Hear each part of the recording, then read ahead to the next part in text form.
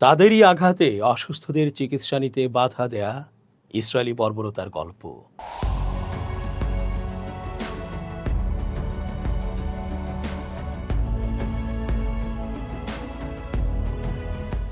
আসসালামু আলাইকুম দর্শক, কেমন আছেন? পুরো সংবাদ বিশ্লেষণ ও তথ্য পর্যালোচনায় বরাবরের মতোই আছি আমি এস জে রতন। শেষ পর্যন্ত দেখতে থাকুন আজকের পর্বটি। নিশ্চয়ই হয়তো আপনার মনের কথাটি আমরা বলতে যাচ্ছি। চেঞ্জ টিভির আন্তর্জাতিক চোখ, আপনাদেরই অনুষ্ঠান। ইসরায়েল গাজা ও পশ্চিম তীরে যা করেছে এবং এখনও করছে তা ইতিহাসে নজিরবিহীন। ফিলিস্তিনিদের ওপর এমন কোনো নিপীড়ন নেই যা তারা করতে বাকি রেখেছে। ছোট্ট শিশুদের হাতে তাদের মাধ্যমেই ত্রাণের প্যাকেট ধরিয়ে দিয়ে সাথে সাথে সরাসরি স্নাইপার দিয়ে গুলি করে হত্যা করেছে। খাবার ধরে থাকা অবস্থায় রক্তে ভেসে গেছে ফিলিস্তিনের মাটি।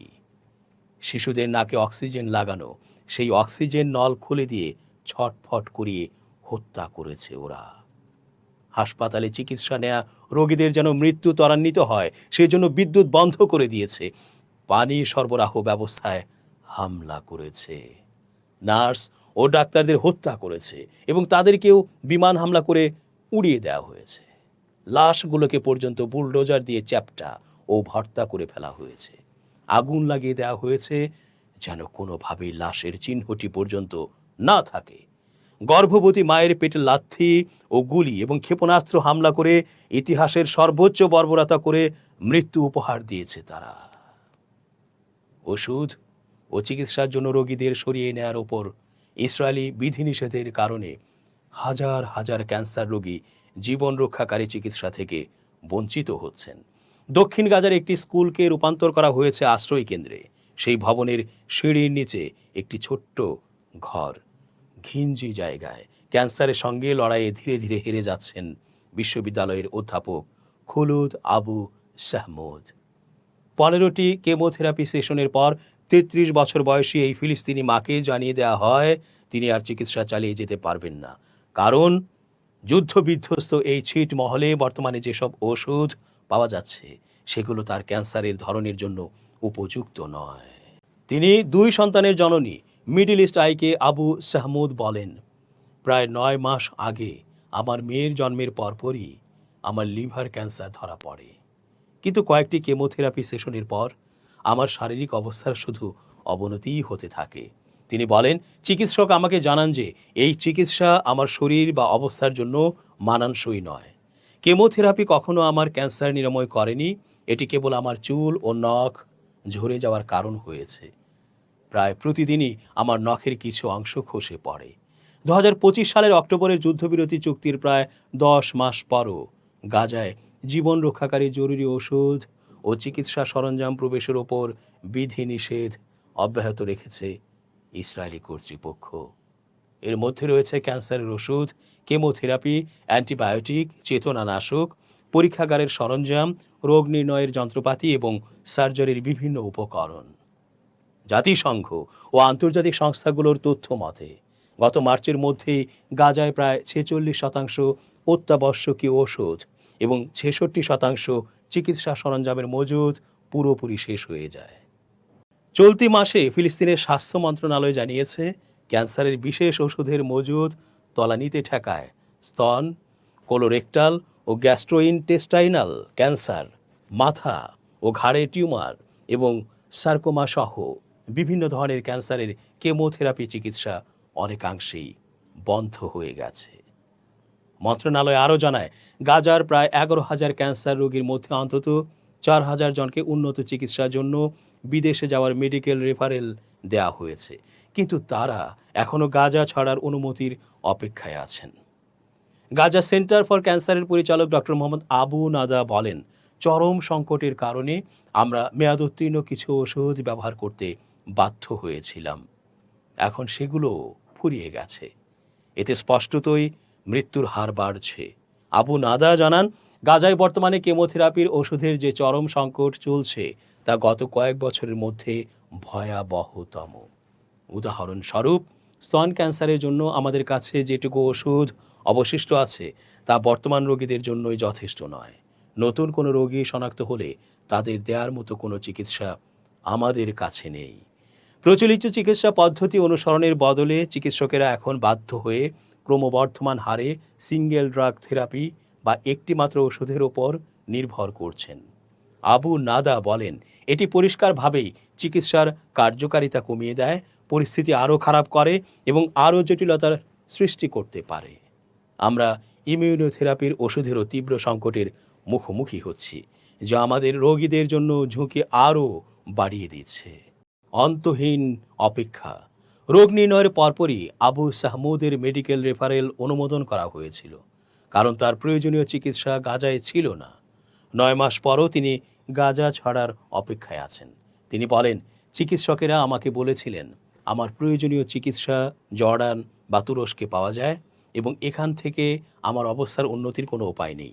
আমি জরুরি ভিত্তিতে চিকিৎসার জন্য স্থানান্তরের আশায় 9 মাস ধরে অপেক্ষা করছি। মেডিকেল রেফারেলের মাধ্যমে গাজার রোগীরা অধিকৃত পশ্চিম তীর, পূর্ব জেরুজালেম, মিশর ও জর্ডানের হাসপাতালগুলোতে গিয়ে বিশেষায়িত চিকিৎসা নেয়ার সুযোগ পান, যা গাজায় পাওয়া যায় না। যদিও সাধারণত ফিলিস্তিনি কর্তৃপক্ষের স্বাস্থ্য মন্ত্রণালয় এই রেফারেল ইস্যু ও এর অর্থায়ন করে, তারপরও রোগীদের ইসরায়েল বা মিশরের নিয়ন্ত্রণাধীন ক্রসিংগুলো পার হওয়ায় অনুমতির প্রয়োজন হয়। 2023 সালের অক্টোবরে গাজায় গণহত্যা শুরু হওয়ার পর থেকে ইসরায়েল চিকিৎসাজনিত রেফারেল এবং গাজা থেকে রোগীদের সরিয়ে নেওয়ার ওপর কঠোর বিধিনিষেধ আরোপ করেছে। এর ফলে হাজার হাজার গুরুতর অসুস্থ ও আহত ফিলিস্তিনি স্থানীয়ভাবে অপ্রতুল চিকিৎসা সেবা থেকে বঞ্চিত হচ্ছেন।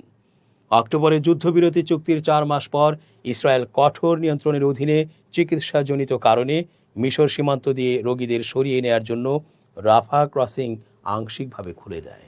এর আওতায় প্রতিদিন মাত্র প্রায় 50 জন রোগীকে গাজা ছাড়ার অনুমতি দেওয়া হয়, তাও ইসরায়েলি অনুমোদনের সাপেক্ষে। ফিলিস্তিনের স্বাস্থ্য মন্ত্রণালয়ের তথ্য অনুযায়ী গাজার প্রায় 4000 শিশু সহ 20,000-এর বেশি মানুষ জরুরি চিকিৎসাজনিত হস্তান্তরের অপেক্ষায় রয়েছেন। ফেব্রুয়ারিতে রাফা ক্রসিং পুনরায় খোলার পর গত 30 জুন পর্যন্ত মাত্র 1655 জন রোগীকে সরিয়ে নেওয়া সম্ভব হয়েছে। 2023 সালের অক্টোবর থেকে এ পর্যন্ত গাজা ছাড়ার অনুমতির অপেক্ষায় থাকা 1570 জনের বেশি মানুষের মৃত্যু হয়েছে। আবু সাহমুদ বলেন, এই অন্তহীন অপেক্ষার সঙ্গে সঙ্গে প্রতিদিনই আমার স্বাস্থ্যের অবনতি হচ্ছে। আমার আগে আরও অগণিত রোগী স্থানান্তরের অপেক্ষায় রয়েছেন। তিনি আরও বলেন, আমি শ্বাসকষ্টে ভুগছি এবং শরীরে তরল জমার কারণে আমার পেট ফুলে গেছে। আমার ওজন অস্বাভাবিকভাবে কমে যাচ্ছে।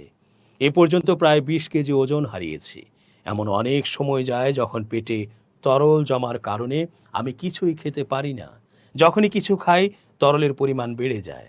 5 বছরের এক ছেলে এবং 9 মাসের এক মেয়ের এই মা জানান, সন্তান জন্মের পর থেকে তিনি ছোট মেয়েটিকে একবার কোলেও নিতে পারেননি। তিনি বলেন, আমি আমার সন্তানদের প্রতি কোনো দায়িত্বই পালন করতে পারছি না। অসুস্থতার কারণে আমি শয্যাশায়ী হয়ে পড়েছি। আমি কখনোই বিছানা ছেড়ে উঠি না এবং বিন্দুমাত্র শারীরিক পরিশ্রমও করতে পারি না। এখন আমি বেশিক্ষণ হাঁটতেও পারি না। সামান্য একটু হাঁটলেই প্রচণ্ড ক্লান্ত হয়ে পড়ি। আমি ধীরে ধীরে মৃত্যুর দিকে এগিয়ে যাচ্ছি। বাস্তুচ্যুতির মধ্যে ক্যান্সারের সঙ্গে লড়াই। মেডিকেল স্থানান্তরের অপেক্ষায় থাকা অনেক রোগীর অবস্থাই এখন অবনতির দিকে, কারণ ইসরায়েলি হামলা গাজার স্বাস্থ্যসেবা ব্যবস্থাকে অচল করে দিয়েছে এবং মানুষদের বারবার বাস্তুচ্যুত হয়ে গাদাগাদি করে আশ্রয় কেন্দ্রগুলোতে থাকতে বাধ্য করেছে, যেখানে বিশুদ্ধ পানি বা পয় নিষ্কাশনের তেমন কোনো ব্যবস্থাই নেই। আবু সাহমুদ জানান, গণহত্যা শুরু হওয়ার পর নিজের বাড়ি ধ্বংস হয়ে যাওয়ায় তাকে প্রায় 30 বার জোরপূর্বক বাস্তুচ্যুত হতে হয়েছে। অতি সম্প্রতি তাকে খান ইউনিসের পশ্চিমে মাওয়াসি আল কারারা এলাকায় একটি তাঁবুতে বাধ্য হয়ে আশ্রয় নিতে হয়। সেখানে যাওয়ার পরপরই তার স্বাস্থ্যের অবনতি ঘটতে শুরু করে। তিনি বলেন, আমি তাঁবুর জীবনের সঙ্গে মানিয়ে নিতে পারছিলাম না। সেখানকার পরিবেশ ছিল চরম অস্বাস্থ্যকর এবং আমার আরও ভালো একটি জায়গা দরকার ছিল। তাই আমি আমার বড় বোনের শরণাপন্ন হই।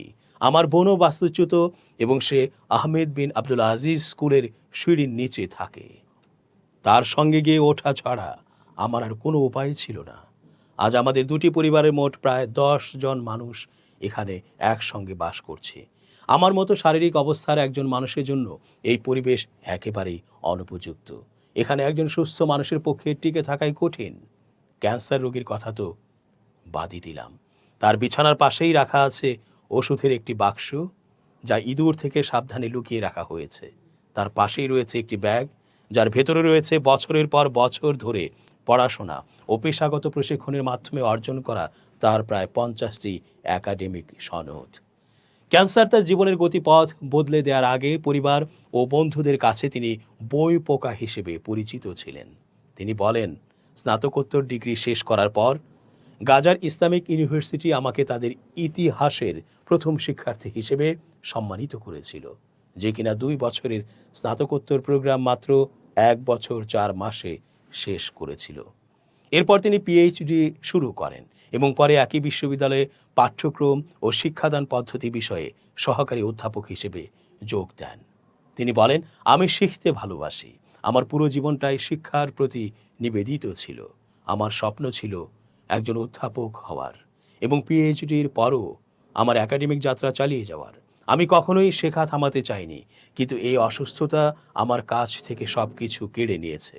সবচেয়ে কঠিন অংশ হলো চিকিৎসার জন্য এই অপেক্ষা, যার কোনো শেষ দেখা যাচ্ছে না।